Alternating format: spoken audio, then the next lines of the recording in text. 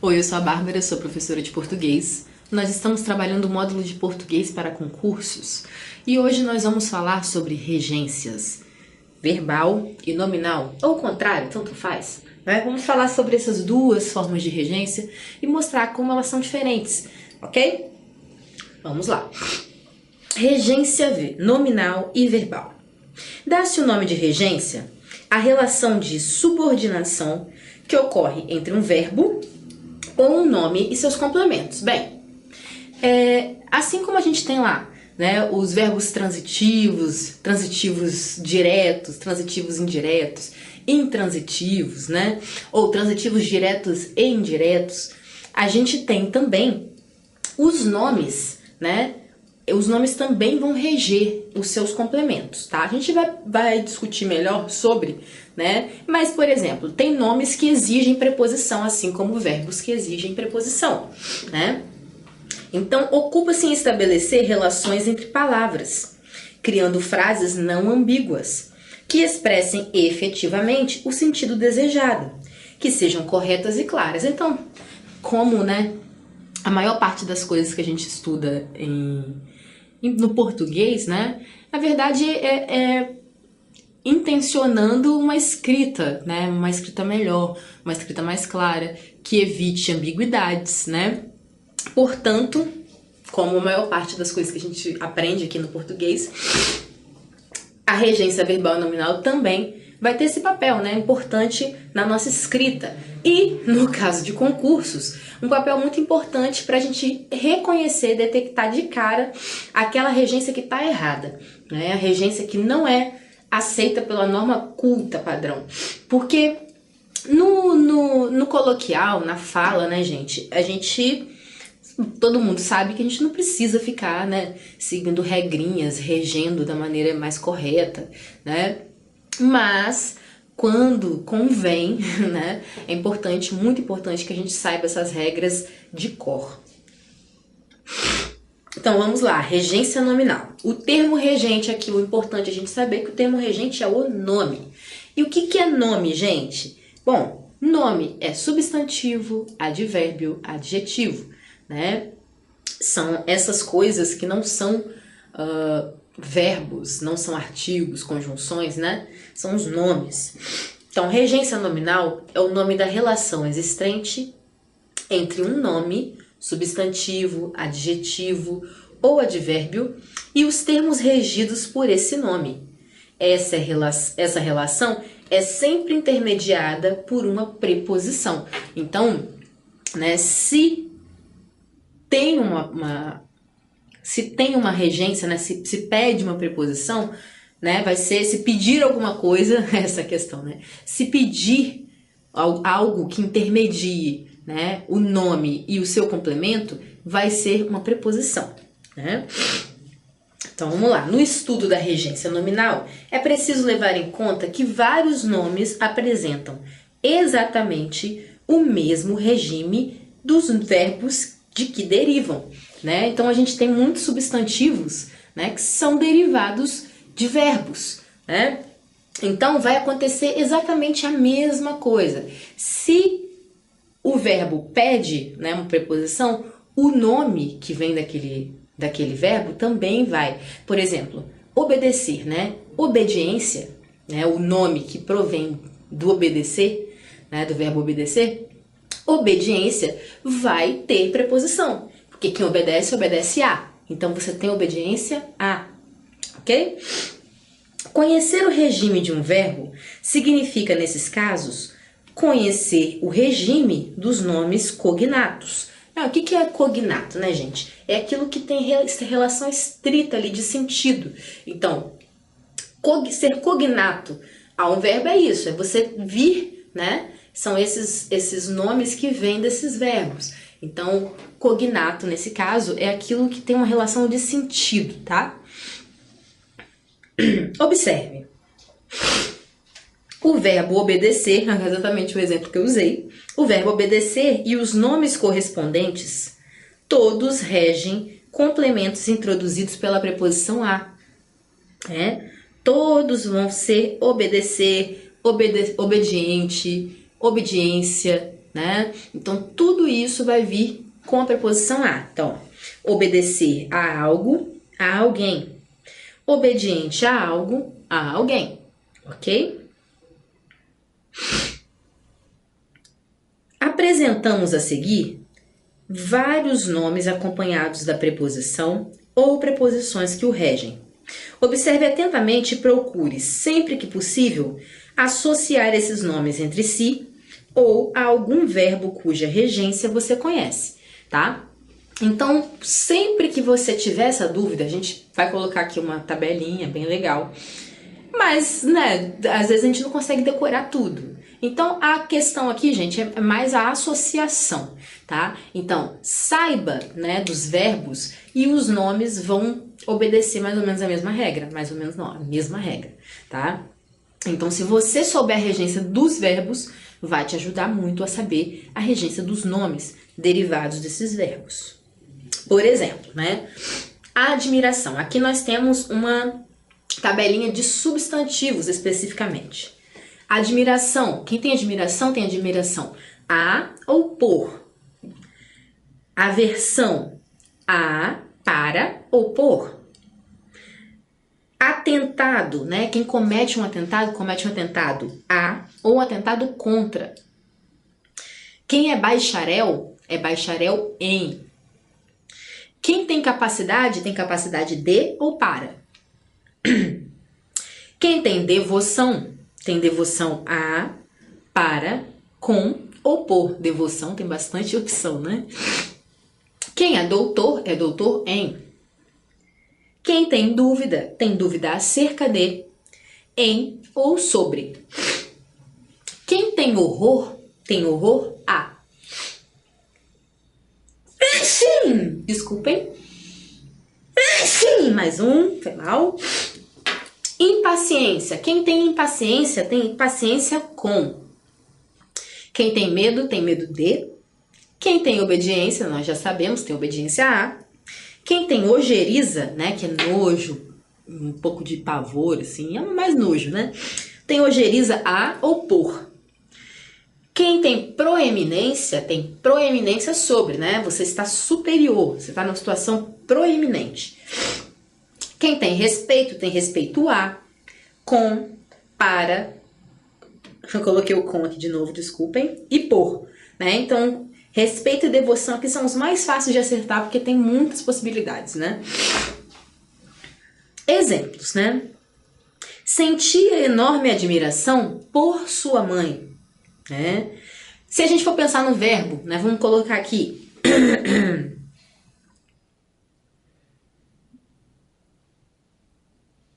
Não vai, no caso de admirar, não vai funcionar aqui, gente.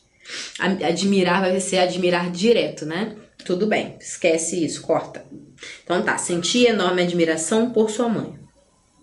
Silvia sempre teve proeminência sobre os homens da empresa. Ela era doutora em engenharia.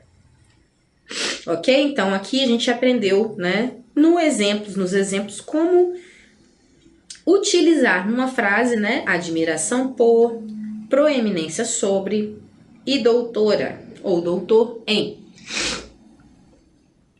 Agora, adjetivos, gente. Adjetivos, né?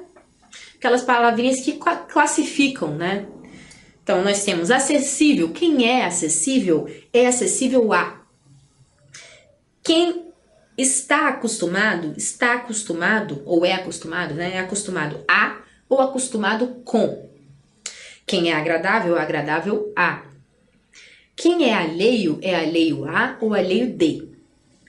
Quem é análogo a. Quem é entendido em. Quem é equivalente a.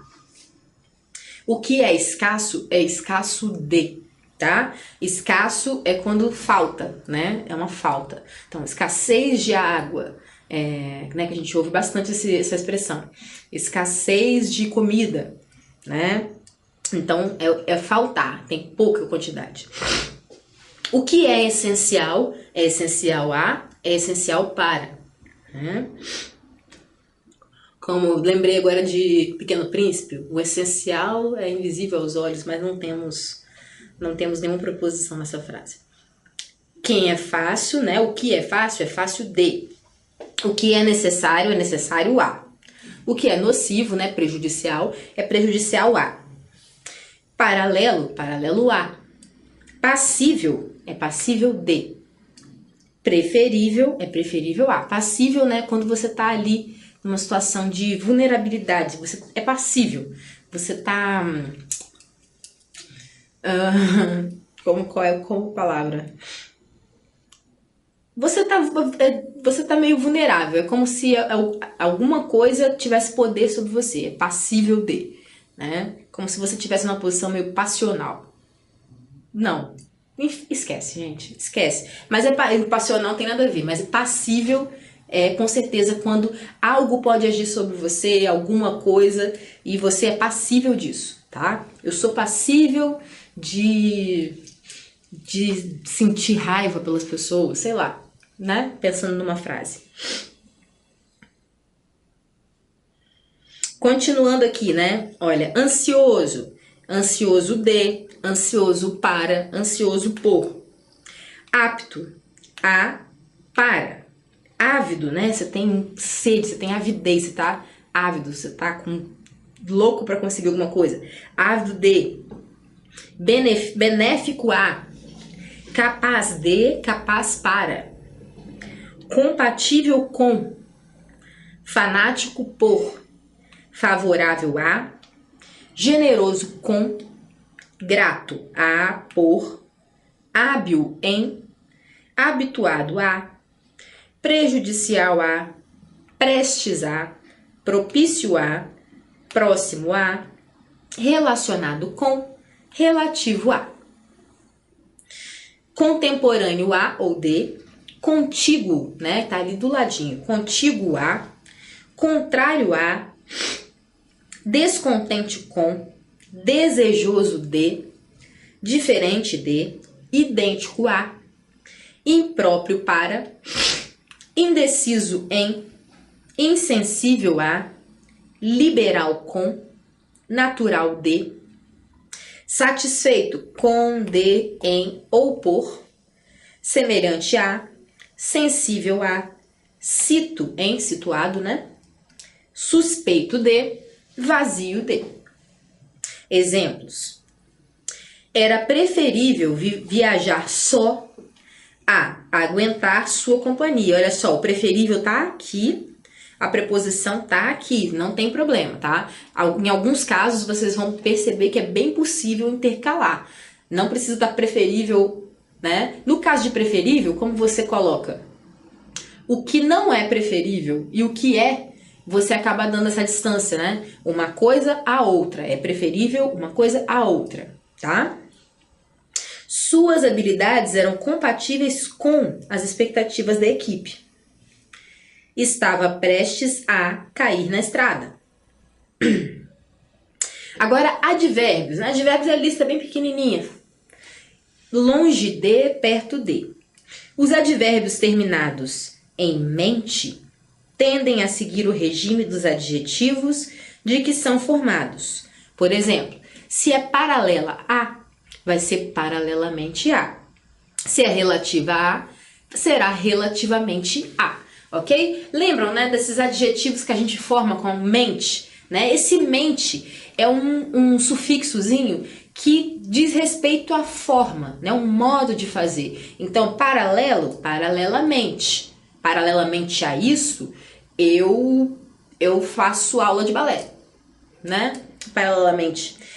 Relativa, relativamente, né? Então, esses adjetivos todos que vão vir com esse sufixo mente, eles também vão ser regidos de acordo com os adjetivos que formam eles, tá? Exemplos: Ana estava longe de casa. Perto de sua irmã, Rafael se sentia protegido. Paralelamente a mim, na foto, está meu pai. Agora, a regência verbal, gente. O termo regente é o verbo, né? Enquanto nós tínhamos antes o nome, agora quem vai reger os complementos são os verbos. Então vamos lá. A regência verbal estuda a relação que se estabelece entre os verbos e os termos que os complementam, objetos diretos ou indiretos, né? Dependendo da transitividade do verbo. Ou caracterizam, né? Adjuntos adverbiais. Então, os verbos podem reger seus objetos, mas eles também podem reger os adjuntos adverbiais, que são esses termos, né, auxiliares que dão características aos verbos. O estudo da regência verbal permite-nos ampliar nossa capacidade expressiva, pois oferece oportunidade de conhecermos as diversas significações que um verbo pode assumir, com a simples mudança ou retirada de uma preposição. Gente, existe verbo que muda completamente o sentido com ou sem preposição. Então, isso é bastante importante quando a gente está estudando regência e quando forem te cobrar no seu concurso. Então, isso é o tipo de coisa excelente para fazer uma armadilha para você. Só que você não vai cair porque você já vai estar preparado, não é verdade? Então, vamos ver. Olha só. A mãe agrada o filho. Olha só. O filho. Isso significa acariciar.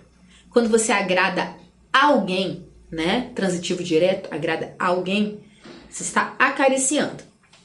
Agora, a mãe agrada ao filho, né? Aí a gente juntou aqui, ó, a preposição a, certo? Vamos lá. Deixa eu fazer de novo. Ao filho, né? A gente tem o do artigo masculino e a gente juntou aqui o azinho da preposição do verbo. Se fosse, né, uma palavra feminina logo após, teríamos uma crase aqui, né? Porque juntaria o nosso artigo feminino mais a preposição do verbo. Nesse caso, agradar a significa causar agrado ou prazer, satisfazer, que é o sentido que a gente mais utiliza. A gente não fala muito de agradar no sentido de acariciar, né? Logo, conclui-se que agradar alguém é diferente de agradar a alguém, ok? Então, é esse tipo de armadilhazinha que a regência verbal proporciona para o seu avaliador na prova, ok? Então, é bastante importante a gente estar atento, saber dos macetes todos, saber de todos os, como dizem por aí, os parangolés, para a gente não se perder nesse tipo de questão, tá? Vamos lá.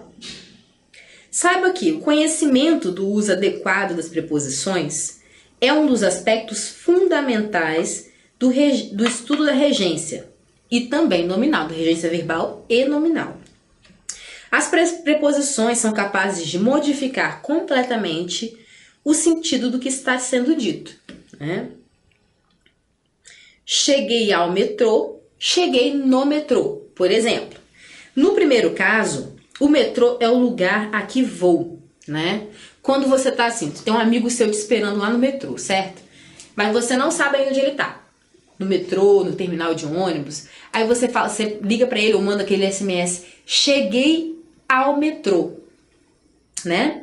Cheguei à estação, cheguei ao metrô. O que isso significa? Significa que você agora também está naquele local, assim como ele, né? Você chegou ao local que vocês tinham marcado o encontro, né? Cheguei ao metrô.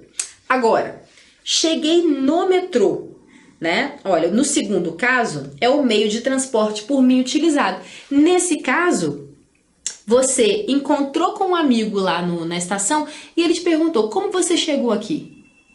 Aí você falou, cheguei no metrô, nesse metrô que acabou de sair, né? Então, no metrô é o meio, né, que você utilizou para se locomover. Cheguei ao é quando você chega no local, ok? A oração cheguei no metrô, popularmente utilizada a fim de indicar o lugar a que se vai, possui no padrão culto da língua um sentido diferente, tá? Então, assim, você não precisa começar a falar com seu amigo, cheguei ao metrô, a não ser que você queira, você não é obrigado, né? No uso coloquial da língua, a gente pode usar as palavras como a gente bem entender. A questão toda é que quando você for fazer isso numa questão, né, quando estiver lá para você, talvez a possibilidade de diferenciar essas duas situações, você precisa se lembrar que, né, chegar no metrô não tem o mesmo sentido do que a gente costuma empregar no dia a dia.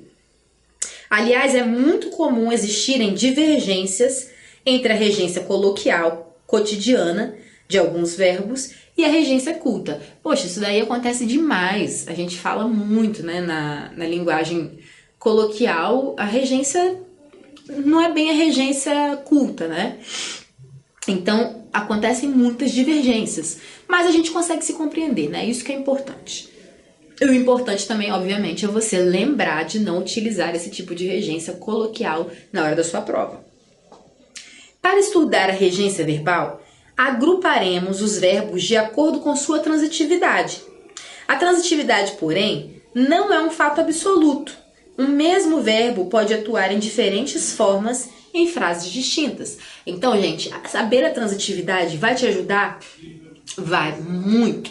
Mas tem verbos que apresentam mais de um tipo de transitividade, tá? Então, talvez, né, em algum momento você tenha que pensar um pouco além da transitividade. Mas, de modo geral, a transitividade já te ajuda a saber, né, qual é o transitivo direto, qual é o transitivo indireto. Isso já te ajuda em 90%. E, bom, para quem não sabe, vamos lá. Faça perguntinhas pro verbo, né? Por exemplo, quem vai? Vai a ou simplesmente vai? Quem obedece? Obedece ou obedece a? Né? Comece a se perguntar. Faça essas perguntas, porque isso ajuda muito a gente a entender se o verbo é transitivo direto ou indireto, né?